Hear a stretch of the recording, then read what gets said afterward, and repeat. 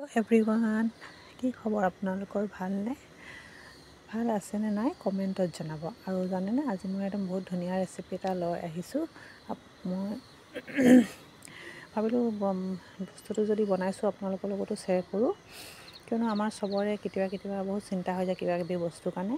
তো আজি মই কি হ'ল, হাজবেণ্ডে এগালমান জলকীয়া লৈ আহিলে, আৰু জলকীয়াখিনি বহুত বেছি বুঢ়া নহয়, পকাও নহয়, কুমলীয়া জলকীয়াখিনি। আৰু ইমান বেছি আমি নাখাওঁ, জ্বলা নাখাওঁ, মুঠতে অলপ জ্বলা খাওঁ। আৰু মানুহক যেতিয়া তিনিটা অলপ কেতিয়াবা ভাজি চাজি জ্বলা দিওঁ, বহুত বেছি জ্বলা নাখাওঁ। তো এই জলকীয়াখিনি কি কৰিম বুলি মোৰ চিন্তা হৈ আছিলে। তাৰপিছত মনত পৰিলে মই কিবা এটা বনাওঁচোন, তো বনাবৰ লগতে আপোনালোকৰ লগতো শ্বেয়াৰ কৰিম বুলি ভাবিলোঁ।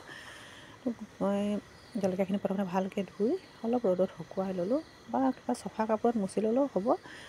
মুচি লৈ বা শুকুৱাই লৈ জলকীয়াখিনি মই মাজে মাজে কাটি দিলোঁ, মাজে মাজে ফালি দিলোঁ জলকীয়াখিনি। এই গোটেইখিনি জলকীয়া মাজে মাজে ফালি ল'লোঁ।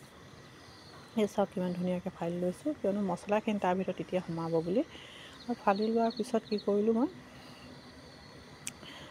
এই চাওক,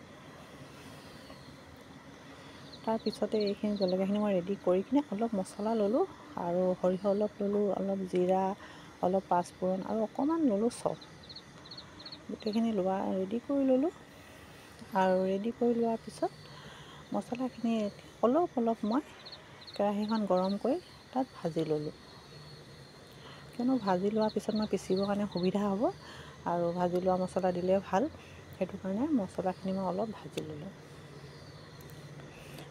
বস্তুখিনি লোকচান হোৱাতকৈ খাব পাৰিম বুলি মই এইখিনি বনাইছোঁ। তো আপোনালোকেও বনাব পাৰিব, ফুল ভিডিঅ'টো যদি চাই তেতিয়া।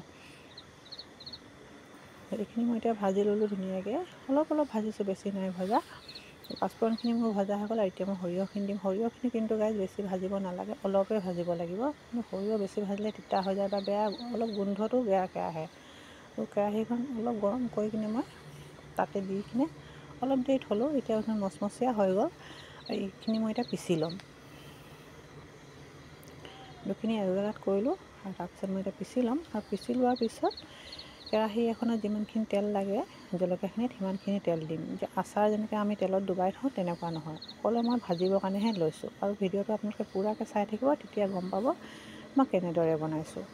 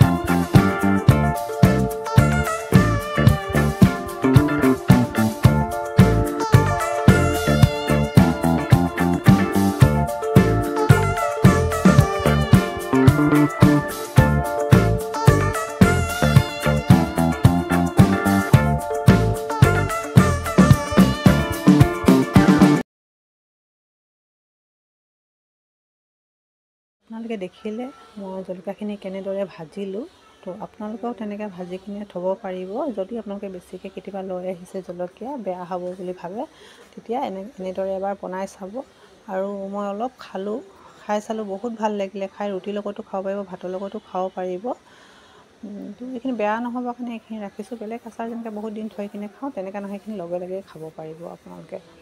তো ইয়াত মই নিমখ দিলোঁ। নিমখ দিয়াৰ পিছত গোটেই বটলত সোমোৱাই দিলোঁ।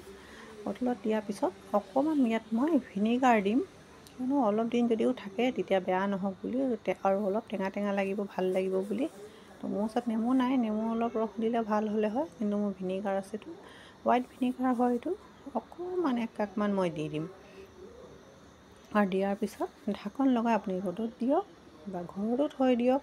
আৰু যদি ৰ'দ নাথাকে অলপ ভাজি ল'লে হ'ল, অলপ গৰমত গেছত ভাজি ল'লে আকৌ থ'ব পাৰিব। তেনেকৈ এইটো বহুত দিনেই থাকিব, কিন্তু এইটো খাবলৈ লগে লগে পাৰিব। তো গাইজ, ভিডিঅ'টো কেনেকৈ লাগিলে কমেণ্টত ক'ব। আকৌ নতুন এটা ব্লগ লৈ আহিম। তো আজিলৈ বিদায় লৈছোঁ। আপোনালোকে মোৰ ভিডিঅ'টো যদি নতুন চাইছে ছাবস্ক্ৰাইব কৰি দিব আৰু লাইক এটা দিব আৰু কমেণ্টত জনাব কেনেকৈ লাগিছে। তো বাই গাইজ।